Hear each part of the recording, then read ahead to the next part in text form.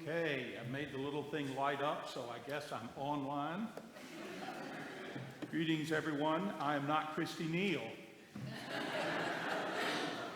I'm preaching next week. She's next week, so I know you came to hear her, but you'll have to just do with me for today. There is so much in all three of these lessons that I hope you packed a lunch.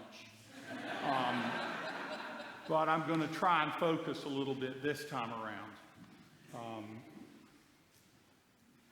So many wonderful stories, sayings, things, words. And also with due and kind respect to the very fine, wonderful musicians here. You did an excellent job picking that last hymn. I sure didn't know that tune.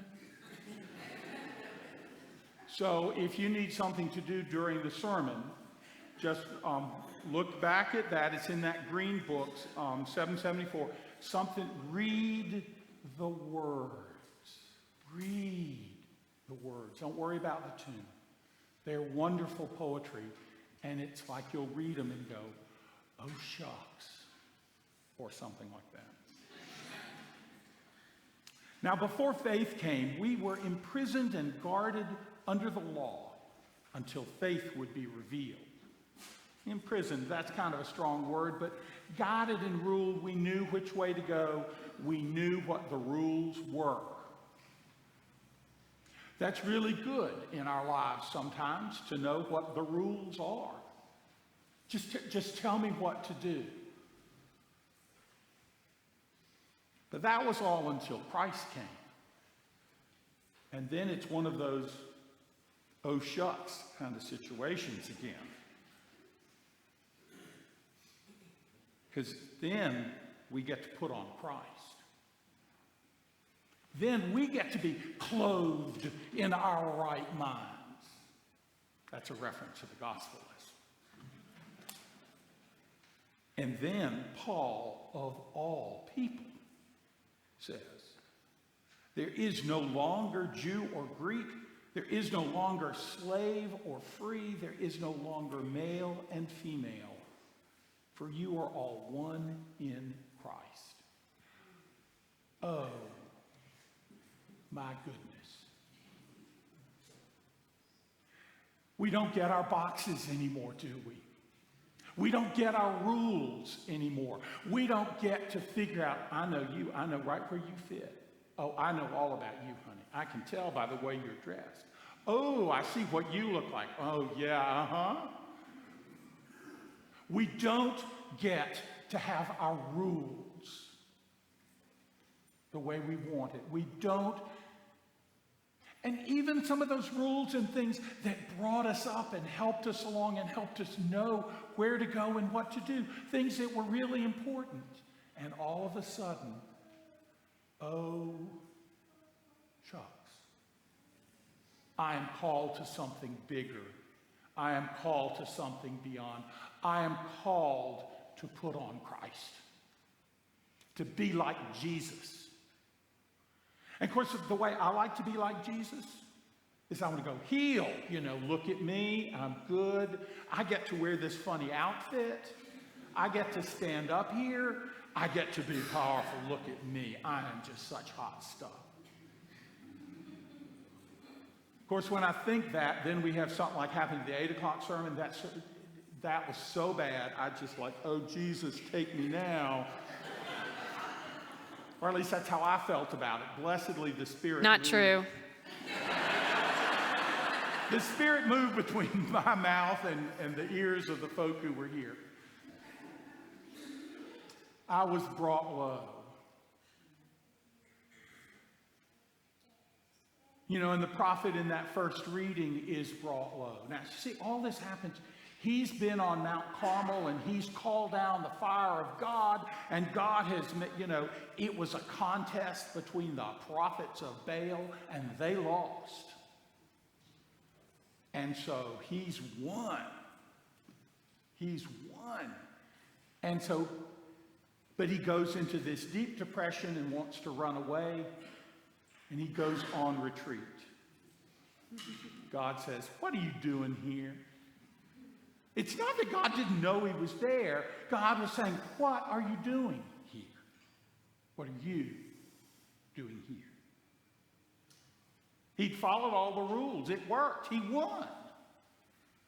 Have you ever had that in your life when you've won. You got what you wanted. You had that argument. They were humiliated. And you felt like dirt. When it didn't work, maybe we were brought low. Maybe we need to go to that mountain of God and sit in that silence. He thought maybe he was just beyond the limits. He was gone. I might as well just die. He can be so whiny sometimes, Elijah. I can too.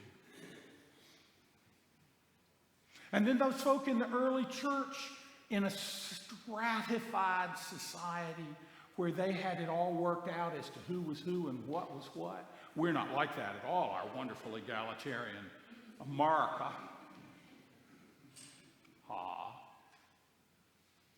They knew. And the Greeks were number one. The Jews were somewhere way down the list, let alone people who were slaves. And there were so many slaves in that day and age. You knew where you were as long as you followed somebody else's labels, as long as you stayed in their box that they got to set up for you. Men, women, they knew their roles, which can come in handy if it is your role and not somebody else's that they've put on you. And here Paul goes and says, honey, when you put on Christ,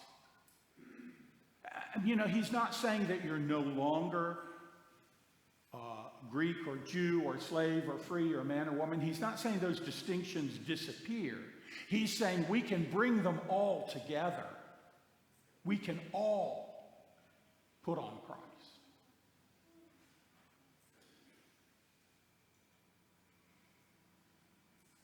How can God do that? How can God reach out and bring us together when we are so different? And we really do know we're better than you fill in the blank. Don't we, every single one of us do that? We find our little group. Most of us hang out with people like us. And there's nothing necessarily wrong with that unless you really want to see Jesus. If you really want to do that, hang out with folk who aren't like you. And say all those prayers that say, Jesus, please help me not judge these people. Help me see them. I do that. I've had to do that a lot over all these years and getting to wear a collar and being, all that.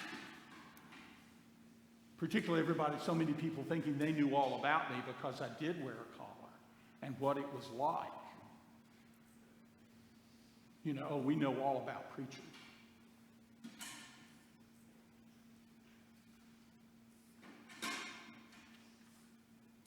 No more labels, no more boxes.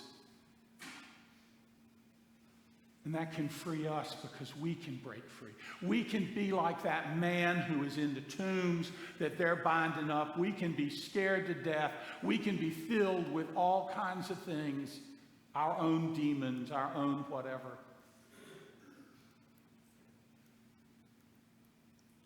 But Jesus breaks those bonds. He's clothed in his right mind. Depending on how you do that translation, he is clothed and in his right mind, or he is clothed in his right mind. Whichever.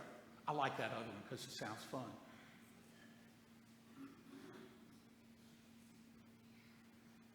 We can be ourselves. But the other thing about that means, oh shucks, I have to let you be you. I have to let you be you instead of who I think you ought to be. Oh, Back to the drawing board, Jesus. And there are many times because I'm so focused on getting it right, on doing a good job, on being a good little boy, I got lots of issues.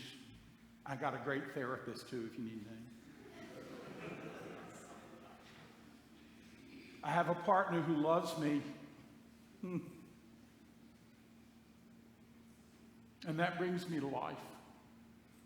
Because I don't know how that could happen.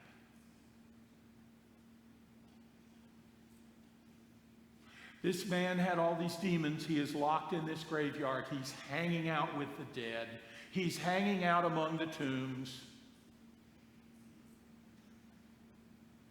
And I like to think in this story that somehow this man calls out to God.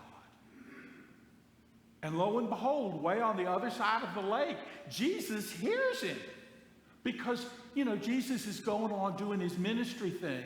And then all of a sudden, he goes to his disciples and says, let's go across the lake. I mean, out of the blue. And in doing that, in sailing across to the other side, and that always means Jesus is going into foreign territory. A storm comes up. And Jesus, of course, is asleep in the boat, and they go, Jesus, don't you care? And he wakes up and stills the storm. And then when they get on the shore, here comes this crazy man out of the tombs. And it said Jesus had already commanded the demons to come out of him. Whatever that may mean, there's a whole lot about that I don't understand. I'm not dismissing it. And so Jesus sends them out into the swine, and you get the pigs running in the water, and that's all really interesting, and we can talk about that later if you want. There's lots of great stuff there. And he is made well. Didn't have a house, didn't have clothes, hanging out with the dead. And all of a sudden, is his life turned around? Had Jesus heard his call from the other side of the lake? Had Jesus stilled the storm that was trying to prevent Jesus from getting there? Was Jesus going out against all odds?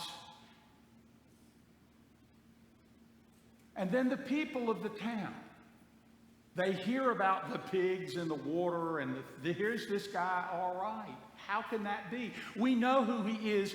He had a place to live. We've put shackles on him so he wouldn't hurt himself. We knew where he belonged and who he is. And now, Jesus, you have upset that big time. Go on. That's Southern for go on, if you didn't know. They don't want Jesus to come around because he is changing things. He gets back in the boat and goes back across the lake. No matter how far away we are, no matter what boxes we have, no matter what tombs we live in, we are not beyond the reach of the love of God. And honey, it will turn your world upside down. Oh, shucks.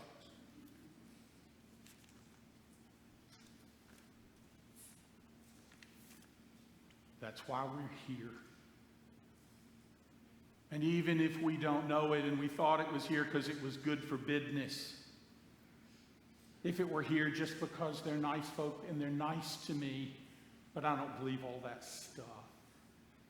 But I believe in us, just like that man lost in the tombs. There is a voice calling out, Jesus, heal me. Settle my heart, clothe me.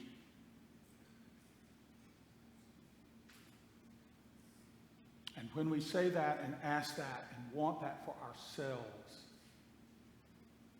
we have to want it for others. And when they show up,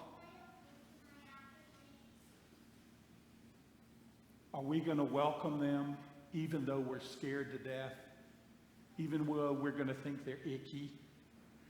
Are we going to welcome them, or are we going to send Jesus back across the lake? No distance, no barrier, no power can separate us from the love of God. And honey, it will rock your world.